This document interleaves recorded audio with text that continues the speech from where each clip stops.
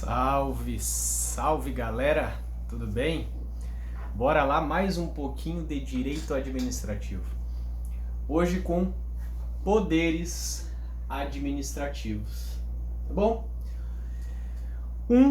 Definição. O que são poderes administrativos? Poderes administrativos, na verdade, são as prerrogativas ou os instrumentos conferidos à administração, ao administrador público, tá? Para que ele alcance o fim público, a finalidade pública, né? O bem público, o bem coletivo. É para isso que servem os poderes. Então, a lei confere ao administrador várias prerrogativas. Na verdade, são poderes que ele tem de atuar, a maioria das vezes, contra o particular, né? Contra a pessoa, justamente para que ele alcance a finalidade pública, que é o bem comum. Se não fossem os poderes conferidos à administração, seria um caos, tá? Porque se não tivesse a administração a força para impor a vontade coletiva, impor a vontade que acarretará no benefício coletivo, não teria como, a sociedade não funcionaria, tá? Então, esses poderes administrativos, na verdade, como fala Dirley da Cunha Júnior, são instrumentos de trabalho. Os instrumentos de trabalho da administração são os poderes. É com os poderes administrativos que a administração pública consegue chegar no fim público, consegue chegar no bem público, consegue estabelecer o bem coletivo, né? Consegue alcançar as suas finalidades, que é a satisfação da coisa pública, do bem público, do bem-estar da população, tá bom?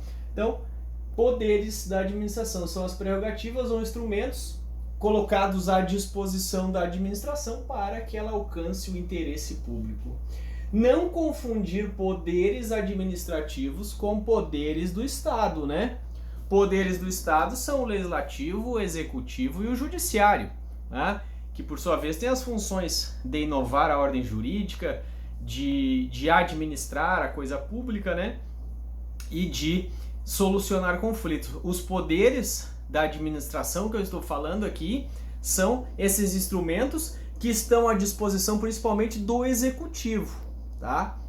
Embora os poderes administrativos também estejam à disposição da administração do legislativo, da administração do judiciário, mas aqui estou basicamente falando dos poderes administrativos que tem o executivo para perseguir o fim público, né? Para garantir o bem coletivo, tá bom? Então não confundir com os poderes do Estado, lá na divisão proposta por Montesquieu, sistematizada por Montesquieu em legislativo, em executivo e judiciário.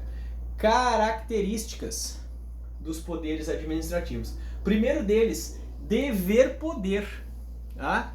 Antes de ser um poder, até Celso Antônio Bandeira de Mello, indico para vocês estudar o livro da professora Marinella, tá bom?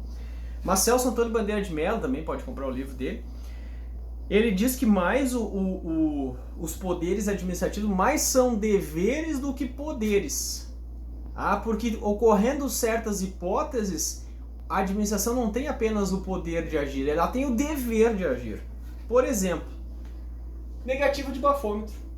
Pessoa que se nega a se submeter a um teste para verificar a influência de álcool. Se essa pessoa se negar a fazer o teste, sobrevém para a administração, para o agente de trânsito, o dever da autuação. Está lá no artigo 165A do Código Brasileiro de Trânsito. Recusar-se a ser submetido a teste, exame clínico, perícia ou outro procedimento que permita certificar a influência de álcool ou outra substância psicoativa. Infração gravíssima, penalidade, multa e suspensão do direito de dirigir por 12 meses.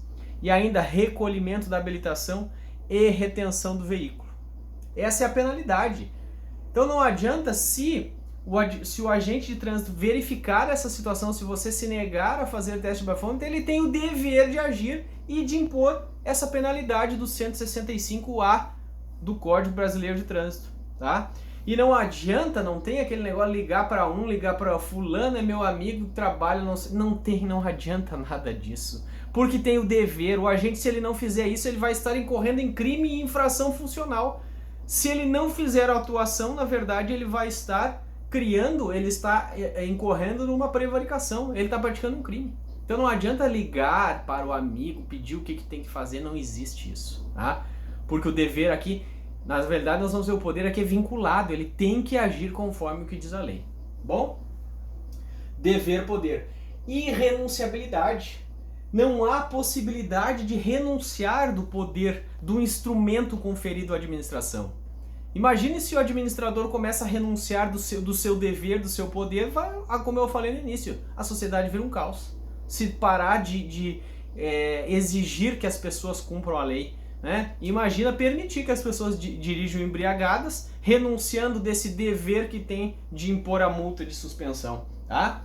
Então, irrenunciabilidade. E essa irrenunciabilidade, inclusive, vem expressa no artigo 2º, inciso 2 da Lei 9784, tá? A lei que trata do processo administrativo. Diz lá no artigo 2º, a administração pública obedecerá aos princípios para atendimento aos fins de interesse geral, vedada a renúncia total ou parcial de poderes e competências. Então, irrenunciáveis poderes são irrenunciáveis os poderes administrativos. E depois esse poder, né, esse dever que eu falei, ele está condicionado à lei, ao princípio da legalidade, porque é sabido, né, que o administrador público ele deve agir com base na lei, obedecendo o princípio da legalidade. 3. Classificação dos poderes administrativos. Primeira delas, poder vinculado. Tá? Essa diferenciação entre poder vinculado e discricionário mais ela diz respeito à liberdade, né, do administrador. Muitas vezes o administrador público tem certa liberdade para atuar e outras vezes ele não tem liberdade para atuar. Tá?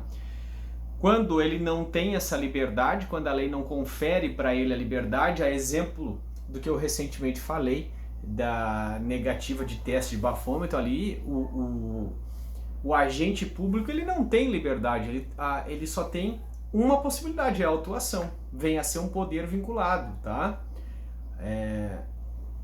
Agora, se ele tivesse a possibilidade ou não de autuar a pessoa no momento em que ele verifica que a pessoa está embriagada, se ele pudesse deixar de autuar, o poder dele seria discricionário, tá? Inclusive, antes de explicar, tem uma crítica, né? A doutrina que diz que não é parte da doutrina, diz o seguinte, não é o poder que é discricionário ou vinculado, mas sim o ato, né, que é discricionário ou vinculado. O ato, naquele caso, tem que ser naquele sentido, tá bom?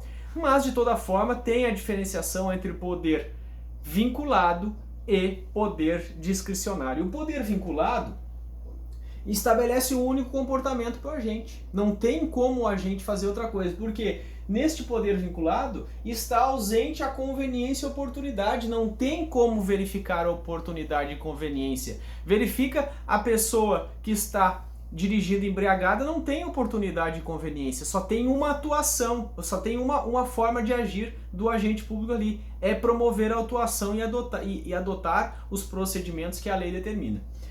A ausência, então, de conveniência e oportunidade. Exemplos, né, de poder vinculado. A aposentadoria, concessão de aposentadoria, concessão de alvarás. No momento que você preenche os requisitos para se aposentar, o administrador público só tem uma coisa a fazer, é lhe conceder a aposentadoria. Mesma coisa, você preenche os requisitos para uma ligação de energia elétrica, uma ligação de luz, para uma construção de sua edificação, de sua casa, para concessão, por exemplo, para receber um empréstimo dado pelo governo, exemplo, esses empréstimos para a construção Minha Casa, Minha Vida. Isso aí são atos vinculados. Se você preencher aqueles requisitos, o poder público obrigatoriamente, né, vai ter que lidar. Eu estou falando do ato vinculado, na verdade o poder do agente é vinculado. Ele terá de agir daquela forma, tá bom? Inclusive se você preenche requisitos para aposentadoria, para concessão de um alvará, e o administrador público indefere esse ato que você busca, esse benefício que você está tentando, cabe mandado de segurança, né? Porque estaria ofendendo o direito líquido e certo. Você preencheu os requisitos da lei, para obtenção de uma certa vantagem, e a administração pública, se ela indeferir essa vantagem a você, cabe aí um mandado de segurança. Poder discricionário. O poder discricionário estabelece liberdade, estabelece mais de uma opção ao administrador. Ele tem um poder de agir num ou no outro sentido. Você vai lá, solicita algo na administração, ele pode conceder ou indeferir. Por quê? Porque está presente a liberdade, mas é uma liberdade dentro dos parâmetros legais, né? Sempre essa atuação dele vai estar pautada no quê? Na busca do interesse público. Então é o seguinte, está presente a liberdade. E você verifica no poder discricionário conveniência e oportunidade. Ele vai verificar se é conveniente, se é oportuno o que você está pedindo, se aquilo ali vai alcançar o interesse público, se existe um interesse público naquela situação, ele vai conceder para você o que você quer. Então ele terá um poder discricionário. Exemplos que eu coloquei aqui, ó. Permissão de uso de bem público. Imagine lá que você tem um bar e você quer utilizar a calçada, né, na frente do seu bar para colocar algumas mesas ali para o seu cliente. Você tem que fazer o quê? Você vai ter que pedir para o município, né, para a administração pública municipal, a permissão para utilizar o bem público. Daí ele vai verificar se é conveniente e é oportuno.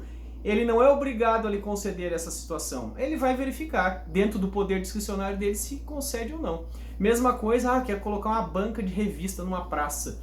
Verificação, ele tem liberdade para lhe conceder ou não lhe conceder. Ele vai agir dentro da conveniência e oportunidade, verificar se aquilo que você está pedindo é só interesse seu ou se aquilo ali vai estar de encontro com o poder, com o interesse público. Existe o interesse público na concessão daquilo ali, a exemplo das mesas, né? O lazer da população, então creio que vai conceder ali para você colocar as mesas do seu bar. Poder regulamentar. O que é o poder regulamentar? O poder regulamentar, ele é o poder conferido geralmente ao chefe, né, do executivo para regulamentar a legislação, para regulamentar a lei. Tá? Para o quê? Para buscar o fiel cumprimento dessa lei, a observância dessa lei, a facilidade do cumprimento dessa lei. Muitas vezes o legislador faz a lei, né? Só que ele não tem conhecimento da prática, da aplicação daquela lei. Então, para que seja perfectibilizada a prática, a execução da lei, o executivo muitas vezes precisa editar algumas outras espécies normativas, né, com status inferior à lei, porque ela serve para ajudar a aplicação da lei, elas devem obediência à lei, tá? Então, nesses casos, o poder executivo acaba editando algumas espécies normativas. Nós verificamos algumas espécies normativas, por exemplo, algumas portarias, algumas instruções, né? Alguns decretos, algumas resoluções, elas servem para auxiliar a aplicação da lei. Então, às vezes a gente vê, chegando no órgão público, lá tem diversas portarias, instruções normativas, aquilo ali é tudo para... Elas estão todas garantindo a aplicação de uma lei que está acima delas. Elas devem obediência àquela legislação que está acima, que elas estão regulamentando, não podem extrapolar os limites daquela lei e não podem também criar a mais que aquela lei criou, tá bom? Então, é o poder de regulamentar a legislação para garantir a sua fiel aplicação. Geralmente ele é exercido pelo chefe do executivo, em regra, mas nem sempre, né? Alguns outros administradores também têm o poder de editar espécies normativas, editar portarias, instruções normativas, tá?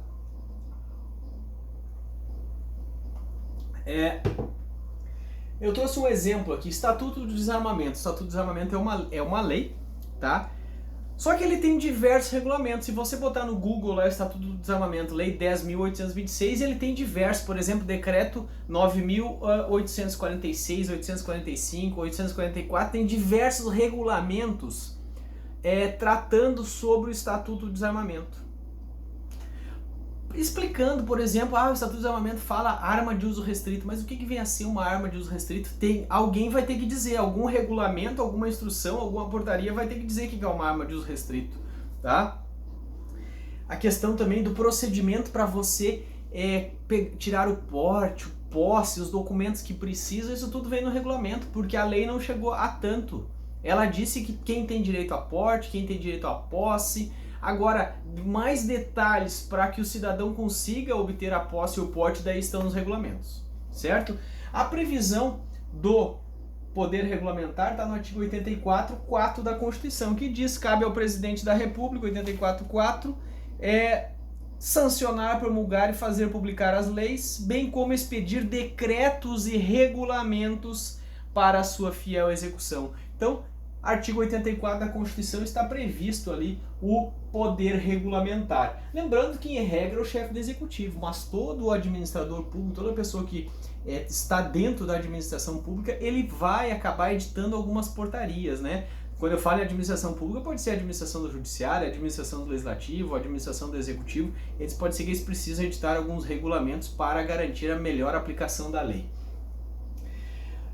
Outra pergunta: existe decreto autônomo no Brasil? Ou seja, existe decreto que não esteja regulamentando uma lei? É possível o decreto autônomo no Brasil, decreto que não esteja regulamentando lei? A resposta está no artigo 84.6. Compete ao presidente da República dispor mediante decreto sobre organização e funcionamento da administração pública federal quando não implicar aumento de despesa. Se implicar aumento de despesa, precisa de lei. Nem criação ou extinção de órgãos públicos, porque daí precisaria de lei para a criação e extinção de órgãos públicos. E também ele pode dispor mediante decreto sobre a extinção de funções e cargos públicos quando vagos, tá? Então cabe, nos termos da Constituição, cabe o decreto autônomo. Existia muita discussão sobre isso, mas nos termos da Constituição, hoje, cabe o decreto autônomo, mas limitado àquelas hipóteses do artigo 84.6. Outra pergunta: cabe controle do poder regulamentar? Como assim controle do poder regulamentar? Imagine se o presidente, ao regulamentar uma lei, exorbitar desse poder, tá? Imagine lá que ele está regulamentando o Estatuto do Desarmamento, diz quem pode ter posse e porte no Brasil. É o Estatuto do Desarmamento que diz, é uma lei. Imagine que o presidente da República venha no regulamento e diga assim: ó, além daquelas pessoas que tem porte e posse estabelecidos lá no Estatuto, o professor agora também pode ter porte e posse, vamos dizer. Ele está exorbitando do poder regulamentar dele. Por quê? Porque ele está inovando a ordem jurídica. Ele não pode fazer isso. Aí é um caso de inconstitucionalidade. E cabe controle se ele exorbitar? Sim, cabe controle. Como que é realizado o controle? Nos termos do artigo 49.5 da Constituição, que diz que cabe lá no 49.5 ao Congresso Nacional sustar os atos normativos do Poder Executivo que exorbitem o poder regulamentar. E também eu vejo que cabe a arguição de descumprimento de preceito fundamental, se por acaso esse decreto vier a ofender a Constituição, né? Um preceito fundamental da Constituição, porque a arguição de descumprimento de preceito fundamental cabe contra ato do poder público que ofenda preceito fundamental. Mas, em regra, quem vai exercer esse controle será o Congresso Nacional, nos termos do artigo 49.5 da Constituição. 49.5, tá? Sustar atos do Poder Executivo que exorbitem o poder regulamentar. Maravilha? Bora. Poder hierárquico, tá? Como é que funciona o poder hierárquico? Quem tem poder hierárquico? No momento se alguém aprovar num concurso, né, for trabalhar na administração pública de qualquer dos poderes, se você não for o chefe, alguém será seu chefe, tá?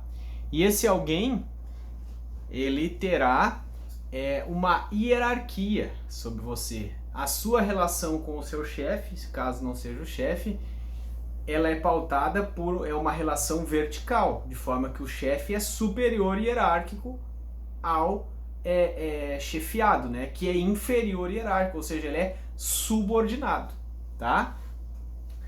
Então, o poder hierárquico ele é conferido ao administrador público para que ele, dentro daquela repartição que ele atua, para que ele possa distribuir, para que ele possa delegar funções, para que ele possa escalonar as pessoas, dar as atribuições para as pessoas, para que ele possa ordenar o trabalho, para que ele possa rever o trabalho, para que ele possa avocar o quê? O trabalho e os atos dos seus subordinados.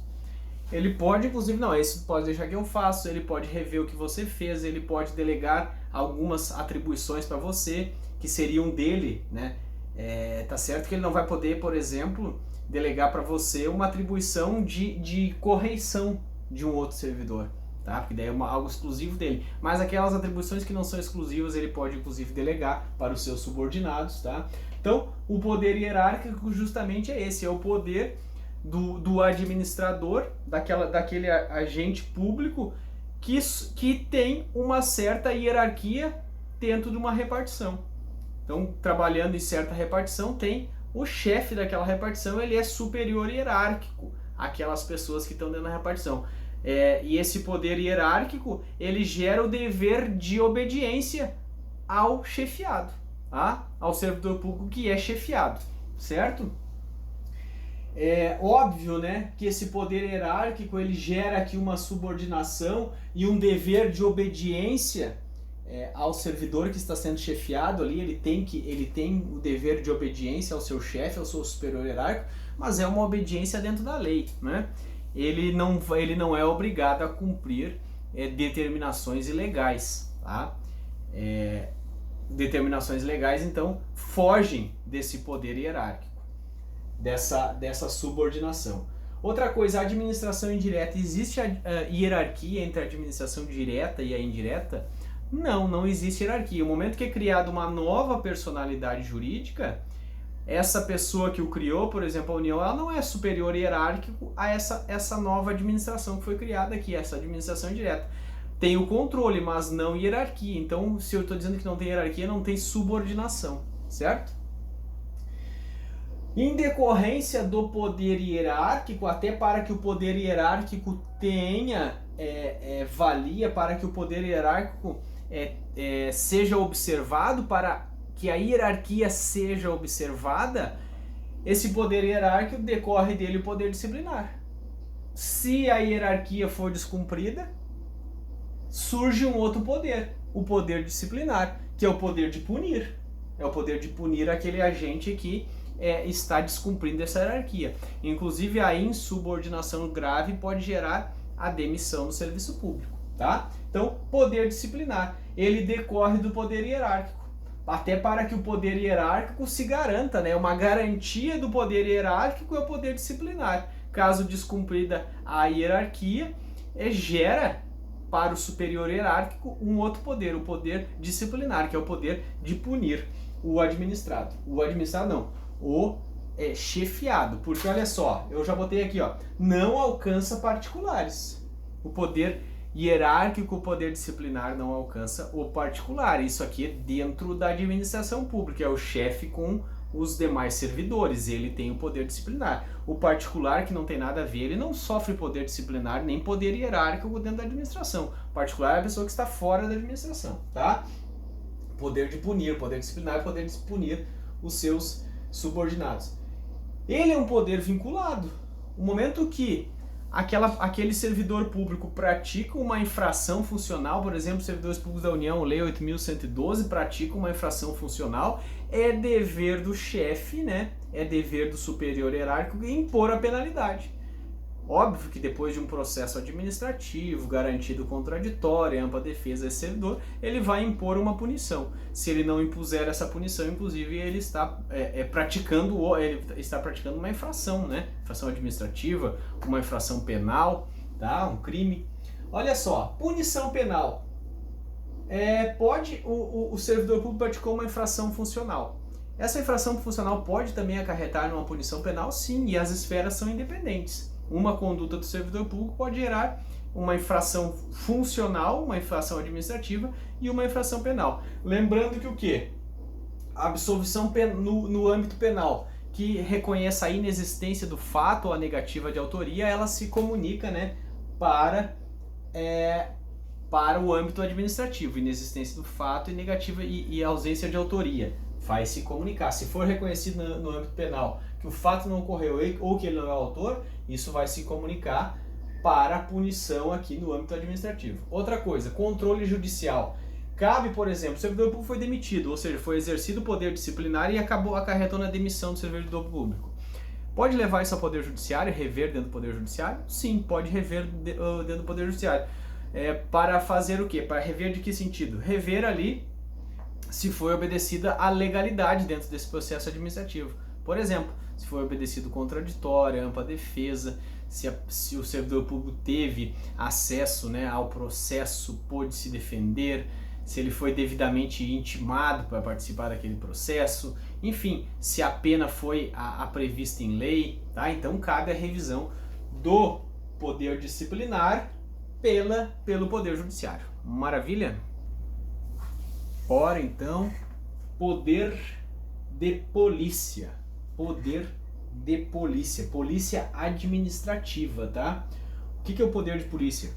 É mais um dos instrumentos, né, que tem a administração, que em nome do interesse público, em nome do bem coletivo, né, a administração pública ela pode condicionar, restringir ou frenar o uso e o gozo de bens e direitos dos particulares. Então, com base nesse instrumento de poder de polícia administrativa, a administração pública pode condicionar o seu uso, o uso de um bem seu, o exercício de um direito seu. Para quê? Para que esse bem que você tem, para que seus direitos se coadunem com o interesse maior, que é o interesse coletivo, certo? Então o fundamento é a predominância do interesse coletivo, o interesse público, né? Então, em nome do interesse coletivo, a administração pública pode condicionar o exercício de direitos das pessoas. Tem uma previsão normativa no artigo 78 do CTN, tá?